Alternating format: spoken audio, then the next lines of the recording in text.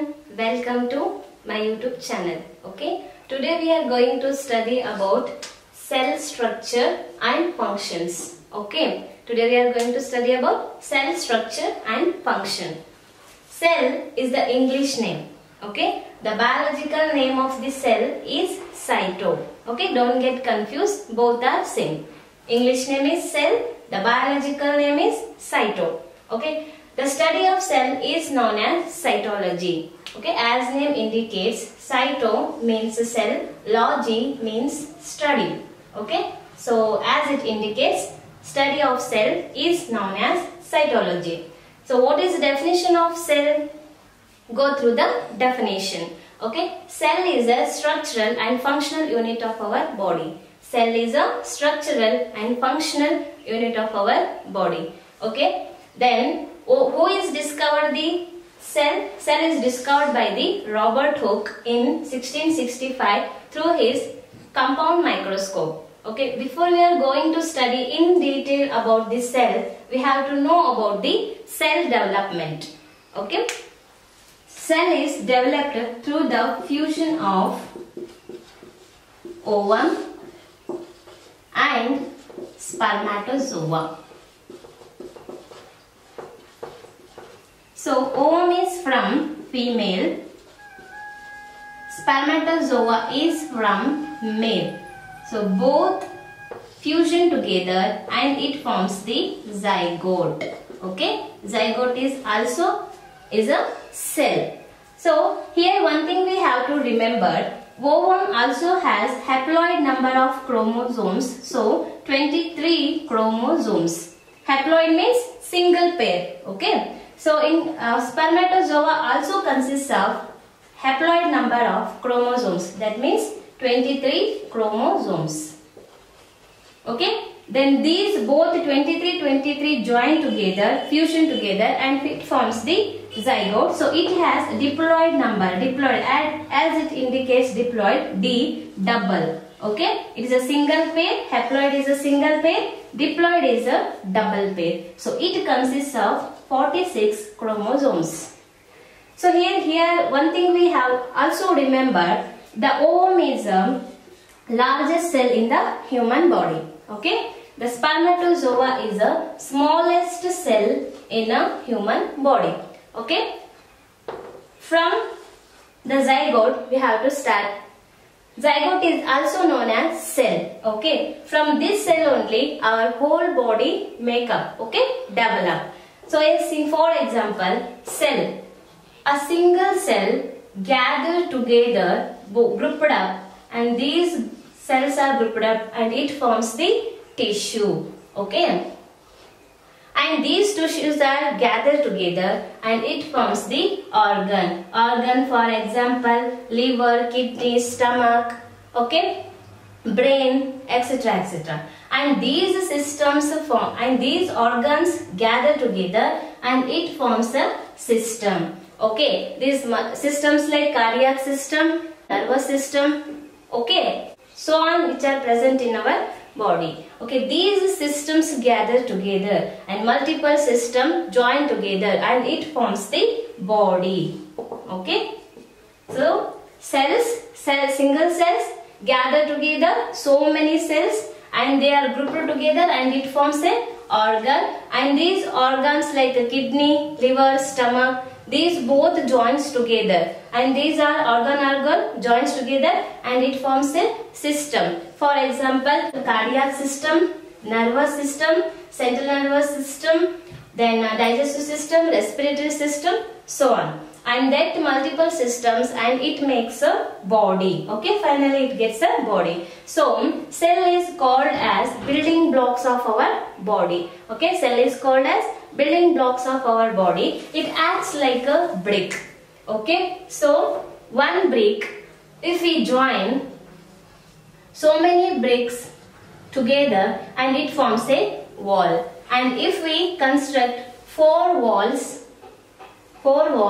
and it makes the rooms. Okay, so if we construct the room systematically like a hall, kitchen, bedroom, etc., etc., this systematic wisely if we construct the room, and finally the destination become a home. Okay. Similarly, our cell, tissue, organ, system and finally body. Okay. This is about the cell. Now we will discuss about cell theory. Cell theory is described into two categories, old cell theory and another one is modern theory. Okay, we will see about the old theory. Old theory was developed by Sheldon and Sheehan in 1839. Okay, according to this theory, all living organisms composed of one or more cells. Listen carefully, all living organisms composed of one or more cells. We will see with an example. The mycoplasma is made up of only one cell, single cell. Still it is called as living organisms.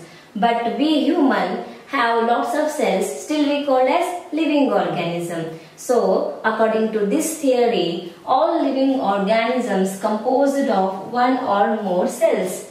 Okay, then come to the second point. Cell is a basic structural and functional unit of our body on all living organisms. Okay, cell is a basic structural and functional unit of all living organisms. Okay, then come to the third point. It is very interesting. New cells arises from the pre-existing cells. As I discussed before, zygote is also a cell. Okay, so zygote gives rise to two cells through the cell division. Okay, during cell division it gives rise to two new cells. So this process is known as mitosis. I will discuss about it later in another class. Okay, so the line says that according to this theory, the third point says that new cells arises from the pre-existing cells. So our pre-existing cell is zygote.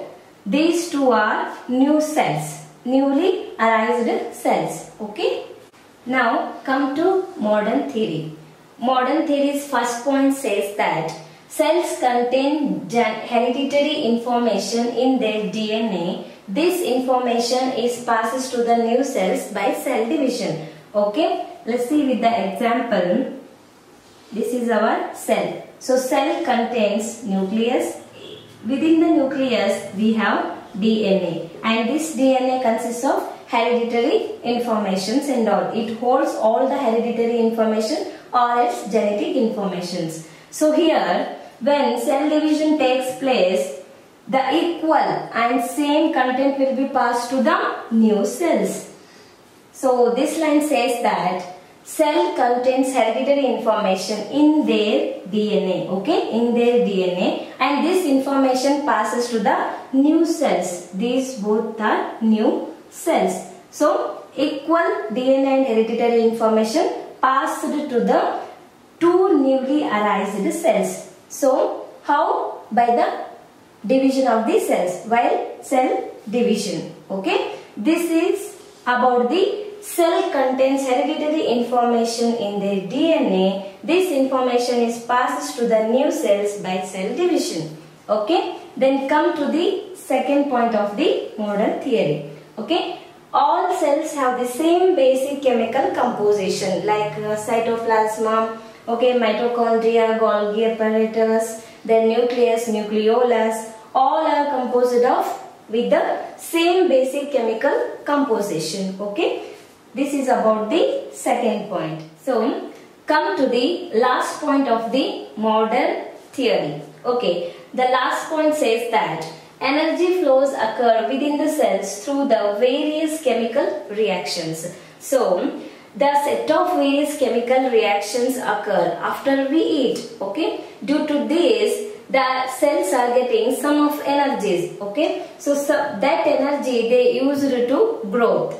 Okay, growth of cells and function of the cells. So that line says that energy flow occurs within the cells through the various chemical reactions. Okay, it's all about cell theory.